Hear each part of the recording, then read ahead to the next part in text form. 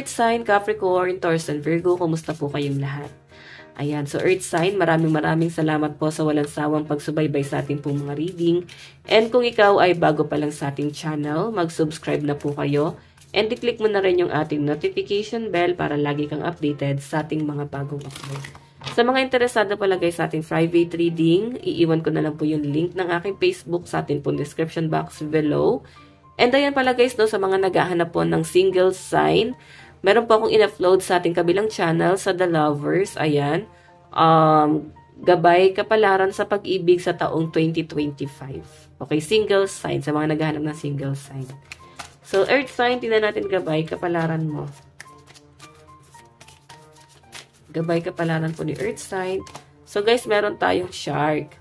Swim away from this situation. So, sinasabi dito guys, kung tingin mo hindi ka belong dito, kung tingin mo guys parang hindi nagiging proud, at least merong isang taong naniniwala sa inyo or nagmamahal sa inyo, wag mong ipilit yung sarili mo sa hindi ka tanggap.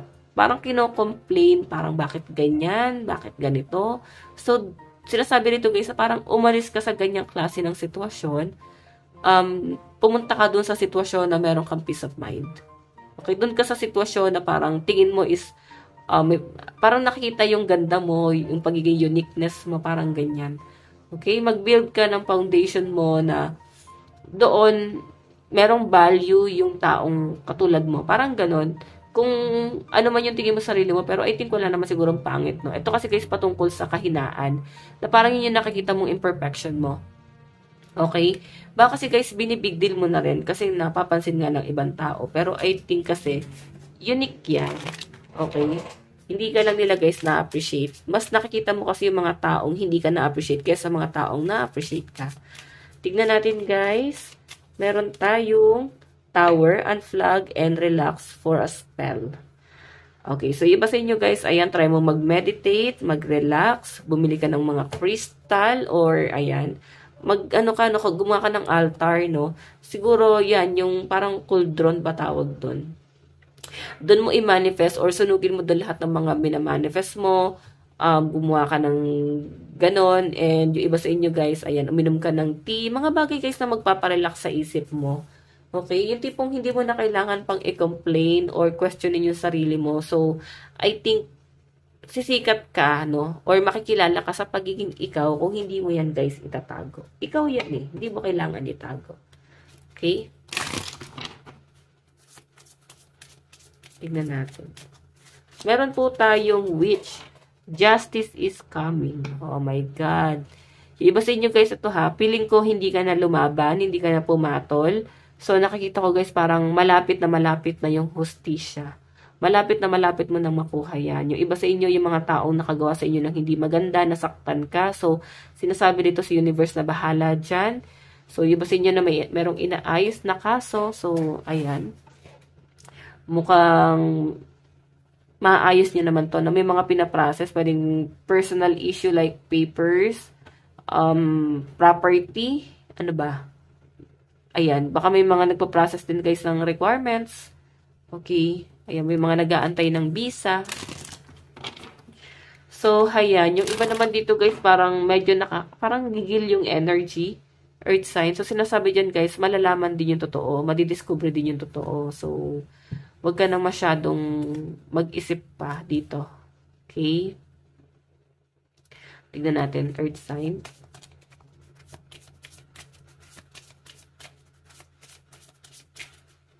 Meron po tayong voyage. You already have all the answer. Okay, ito na naman tayo.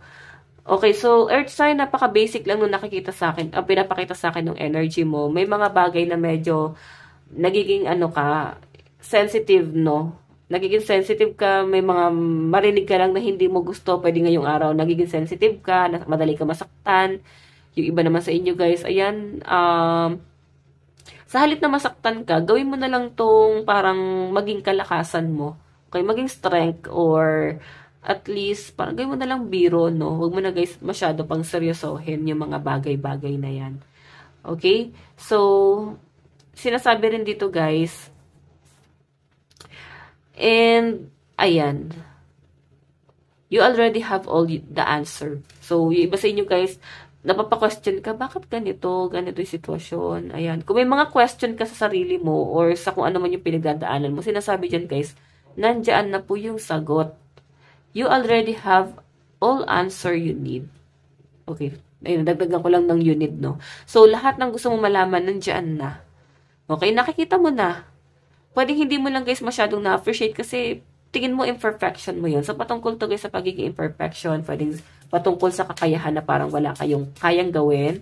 Medyo, dinedegrade mo ba yung sarili mo? Parang minamaliit mo. Ganyan yung nakikita ko dito guys.